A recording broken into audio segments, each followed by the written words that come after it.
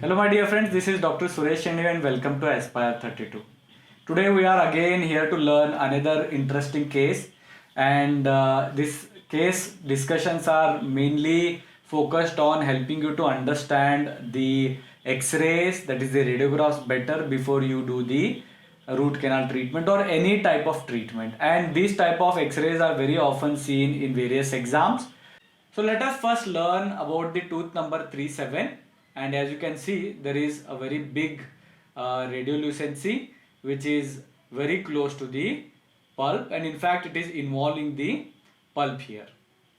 Now at this point you have to understand a very important thing which is asked very often in the exams, and in fact it is also a very important clinical tip so that you can decide the treatment plan better.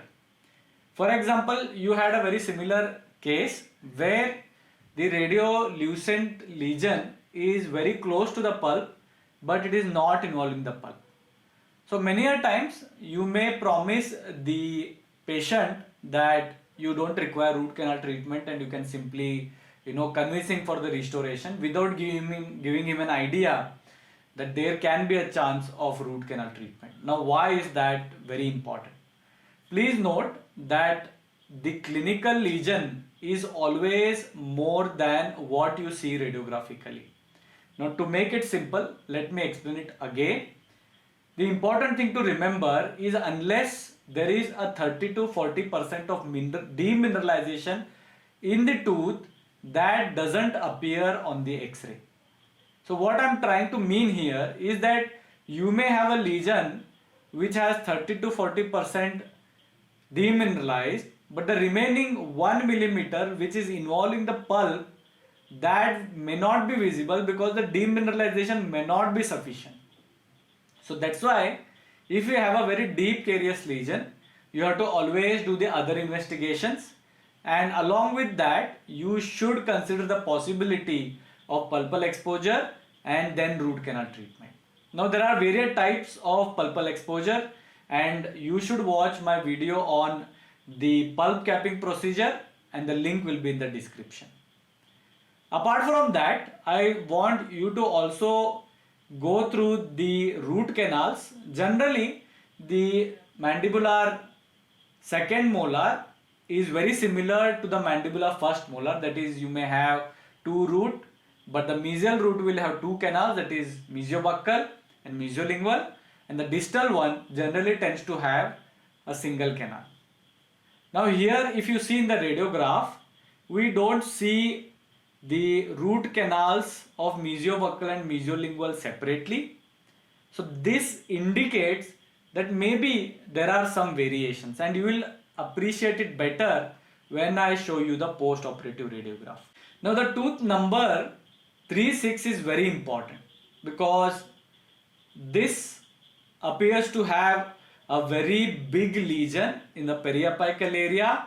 So this is a case of chronic abscess, and because acute abscess you will have severe pain, or you don't see radiolucencies in acute cases because as I told you, you need time things to appear on radiograph. But please remember that a chronic lesion can convert to an acute condition, and in that case we call this phoenix abscess.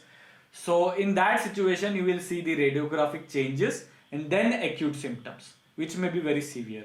So what do you see in this radiograph? You see a crown. This was a metal crown, and you can also appreciate that in the center of the crown there is a radio opaque material which generally tends to be a core buildup, and as I have discussed in the many videos, composites appear less radio opaque than amalgam. So this, since it is highly radio opaque, this may indicate that it is a metallic, preferably amalgam, or sometimes people extend the crown along with the core which is a part of the crown, which is sometimes the modern restorations we call it as an endocrown, but there is a proper way to do it. But people sometimes make a crown with the core buildup and they simply cement it. So you will only know that if the crown is separate with the core after you remove the crown. So as you can see, I have removed the crown. The core build-up material is now seen, and it is radio opaque, and it was an amalgam core build-up material. Obviously, there is a subgingival decay below the crown, and I have done the root canal treatment with 3-7. You can see that it is more of a C-shaped canal because the mesiobuccal is going and joining the distal, and whereas you have a separate mesiolingual canal. So there is a subgingival decay in 3-6, and why it has happened? There are many reasons for it. One, maybe the operator has not removed the decay completely, or maybe the crown margin is not reached the tooth structure properly, or there is a leakage, or maybe there was decay in the 7, that's why there was a food lodgement, and this led to decay in the 6. Apart from that, the most important thing which you have to remember and you have to see in this radiograph is that the obturating material in the 3-6 and the obturating material in 3-7, there is difference in radio opacity. Now you can see the gutta percha appears less radio opaque than the material which is placed in the 3-6, and if you observe closely that the radio opacity also varies at different levels. For example, here it is less radio opaque compared to the rest of the obturating material. Now this obturating material is called as a silver point, which was used many years back. It is no longer recommended. In fact, this radiograph belongs to my mother, and unfortunately I tried a lot to remove it, but an old silver point gets corroded and can break at any level while removing. Sometimes if they are not corroded, you can use something called as a Stiglitz forceps to hold it and remove, but you need to have a small portion of silver point in your pulp chamber so that you get the grip. Of course, people who are into the microscopic dentistry, that is micro endodontics, will be able to successfully retrieve the silver point, and there are many reasons, many other modalities to remove it.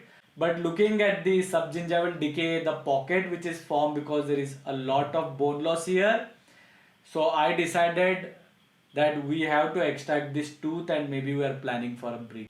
So the take home message here is that do not use silver point if you are using silver point even today, because you are not giving a chance for the tooth for the retreatment, because GP can be dissolved with solvents, removed with the file by anyone without using a magnification, but if you have a silver point, it is difficult to retreat.